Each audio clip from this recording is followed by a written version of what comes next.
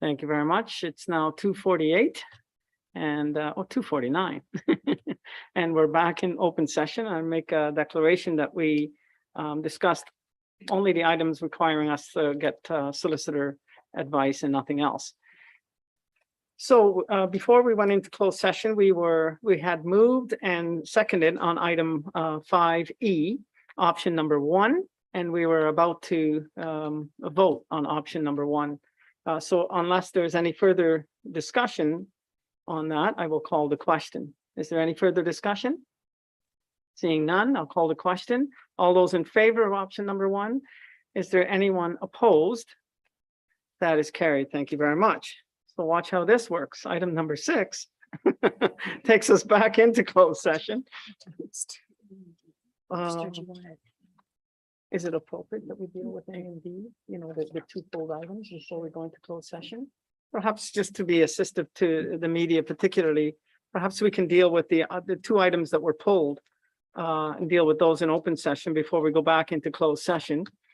So item 4A, first of all, was the development charges reserve fund statement. And I'll need a mover to, I think Councillor Soever, you had asked that it be pulled. Would you move it, please? So moved by Councillor Soever and seconded by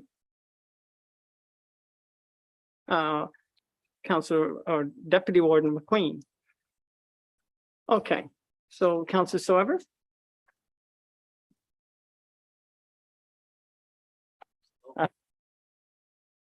Yes, thank you, Mr. Warden. Yes, I pulled the item A, the development charges reserve fund statement. Just like to recognize the fact that a lot of the development in Grey County is happening in the Blue Mountains, and certainly the report is very good at identifying where the sources of the DCs are coming from. I'm just wondering whether we could see a similar table for the spend so that we actually know that, as we all know, development charges are meant to service the areas of growth. And that's why, when they're collected, they come from areas of growth, and then they should be, you would think there would be a correlation between where they're collected and where they're spent, because that's where the growth is happening. So I'm just wondering if there could be a similar table for the spend as well as the growth for those years.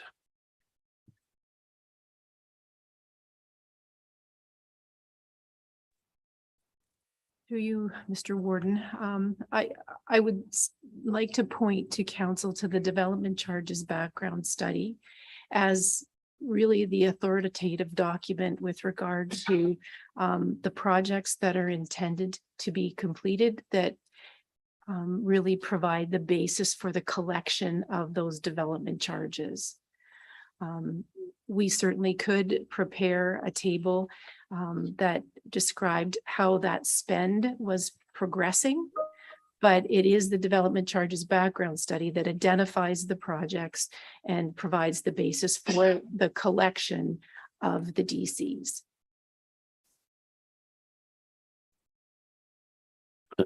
Thank you for that. I recognize that. Yes. Okay, anyone else? What am I missing, Councillor Burley? Oh, Mary Lou. Mary Lou's on the screen. Oh. Thank you, Mary Lou. Thank you, Mr. Warden. There is a link in the report. See if I can share whether you can see this or not. It does show the spending all the way back to 2017 on various projects. So in 2021, for example, here's the list of projects that DCs were used for. Might be helpful in the future if we put it within the body of the report in a table. Whoops. I'm talking and apparently. Yeah, I think it was the 4th attachment. Yes.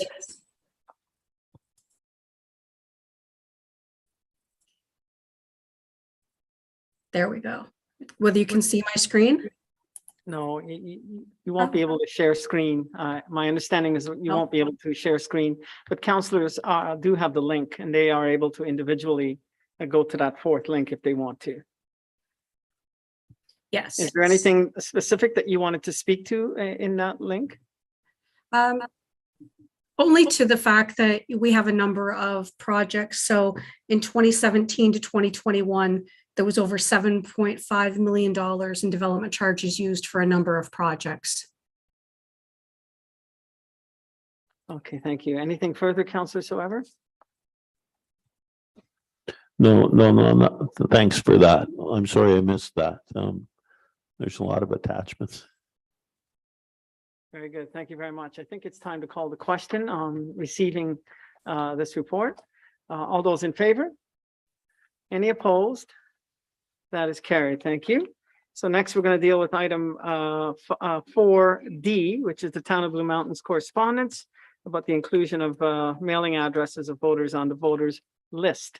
I'll take a mover and a seconder. Moved by Councillor Soever, seconded by Councillor Bordignon. Councillor Soever, you have the floor. Yes, this is a motion we passed at the Blue Mountains Council. Last election, there was an issue in the Blue Mountains about the lack of inclusion of mailing addresses for voters on the voters list. And last election, 49%, according to the census, of the residences in the Blue Mountains were occupied by not their regular residents, so seasonal or otherwise. So, you know, it becomes a huge problem for candidates when they are trying to reach those voters. I mean, the voters that get their mail in the municipality, they're easy to reach. You can just send out a flyer as junk mail, I guess is what it's called. You go to the post office and you send it out, and everybody who receives flyers in the mail gets it. It's not so easy to reach voters that are have their primary address outside the municipality. In our case, that's come down from 49% to 41% in this election.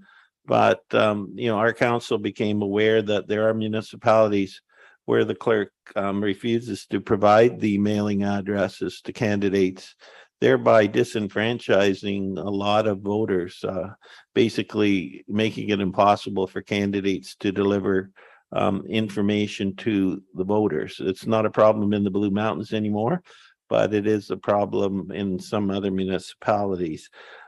So we decided we'd pass a motion requesting that other municipalities support this. We did talk to the Ministry of Municipal Affairs and Housing. They didn't give us a real strong answer. They said they don't provide legal advice. So the problem right now, as I see it, is we have different rules in different parts of the province. And it's really up to the individual clerks. So what we're suggesting is municipalities give us support to this concept that all voters should be able to access the voter information of the candidate information, and put everybody on an equal footing, that all taxpayers in the municipality you know, be able to be accessed by the candidates. So we did ask in our letter for support. And so I noticed that the recommendation merely says be received for information. So I'd like to introduce an amendment that just to add the words "in council supports" the correspondence. Thank you. Madam CAO. Thank you, Mr. Warden. I think staff's rationale for the for information designation around this piece of correspondence was that at the upper tier, we are not responsible for elections in any way other than trying to support candidate information. So we felt it most appropriate that you had this to take up with for discussion in your own home municipalities, but it's not something that the county is involved in.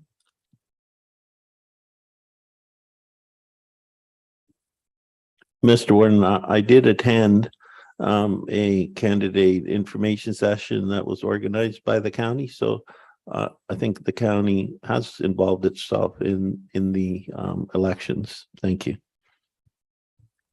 Through you, Mr. Warden, I think that is what I said, was that the county wants to support candidates and support information sharing.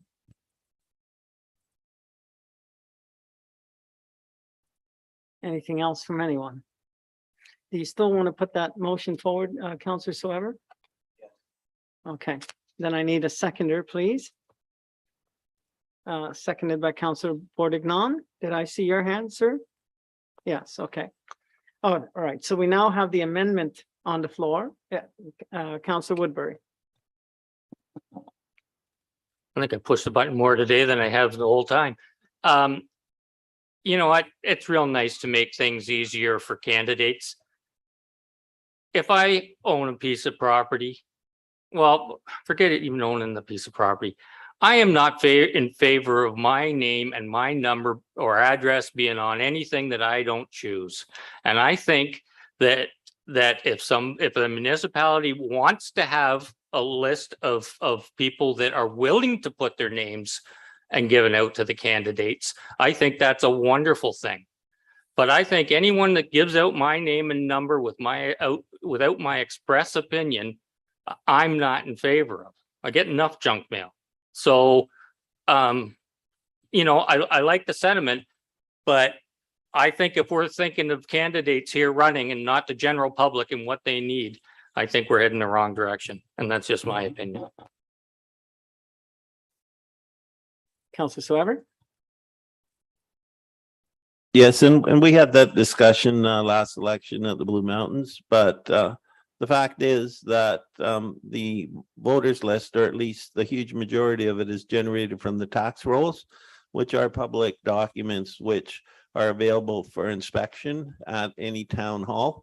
So, and there are very strict rules about how candidates can use the voters list. So this is not increasing the exposure of any private information to the general public. It's very restricted to the candidates who, and I did suggest maybe that would be the case in the Blue Mountains last time, who, if they brought in about 10 people into the town hall and each took a book of the tax rolls, could compile a list from the tax rolls. You're not allowed to photograph them, but there's nothing to prevent a person from opening the book and writing down all the information in the book, which includes the mailing address. So it doesn't really expose personal information to any more than would be available if people made the effort. I just, at the time when we managed to get the decision, a more favorable decision by the clerk in the Blue Mountains, you know, we did have that discussion, and really, you know, that was her original argument as well. But you know, the fact is, the information is available at every town hall for anybody to go and look at. Thank you. Thank you. Anyone else? Seeing none, then it's time to call the question on the motion to amend. All those in favor? All those, any? All right. Oops, Mr. Warden, I think you know what I'm going to say. I'd like a recorded vote. Madam Clerk?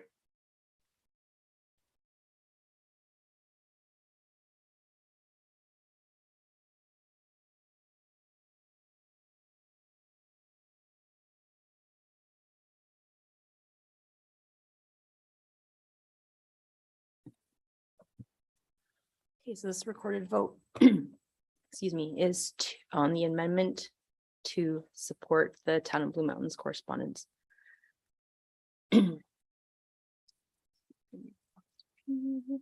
Counselor Gamble? No. Counselor Gamble is opposed. Counselor Burley? Opposed. Counselor Burley is opposed. Counselor Carlton has left. Counselor McQueen? Support. Counselor McQueen is in favor. Counselor Patterson? Counselor Patterson is opposed. Warden Hicks? Nay. Warden Hicks is opposed. Counselor Clumpus. Counselor Clumpus is opposed.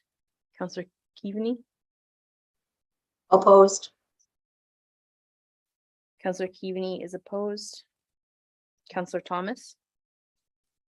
Counselor Thomas is opposed. Counselor O'Leary. Counselor O'Leary is opposed. Counselor Woodbury. Counselor Woodbury is opposed. Counselor Milne. Counselor Milne is opposed. Counselor Soever. In favor. Counselor Soever is in favor. Counselor Bordignon. In favor? Counselor Bordignon is in favor. Counselor Robinson. Counselor Robinson is opposed. And Counselor Hutchinson has left. That motion lost 54-18.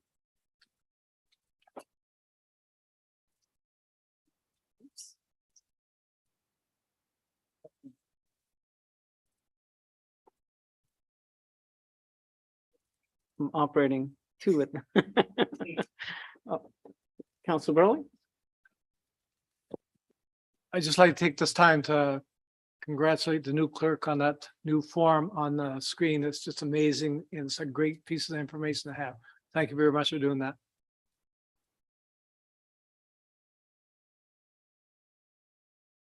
Okay, so we are back now. We're dealing with the main motion, which is to receive the letter. So I'm gathering we don't need to have any further discussion. So all those in favor? Any opposed? That is carried. Thank you. All right.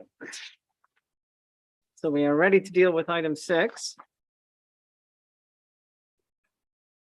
So I need a motion to take us into closed session, deal with personal matters about an identifiable individual.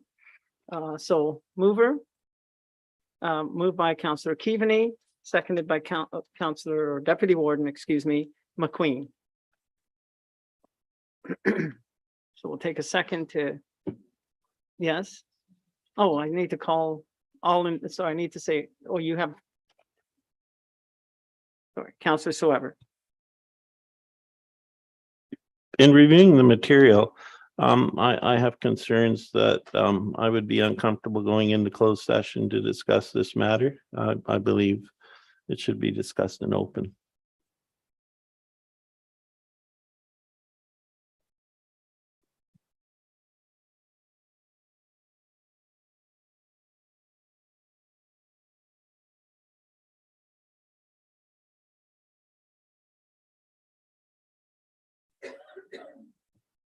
Through you, Mr. Warden, with regard to the committee report, it was staff's determination that we wanted to be able to have a fulsome discussion about the compensation matter in closed. However, I think that the resolution that's on the report is very transparent, and that will come back out in open session.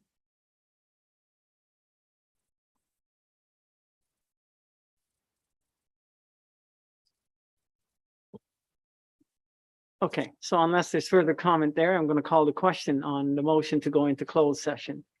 All those in favor? I was looking for you.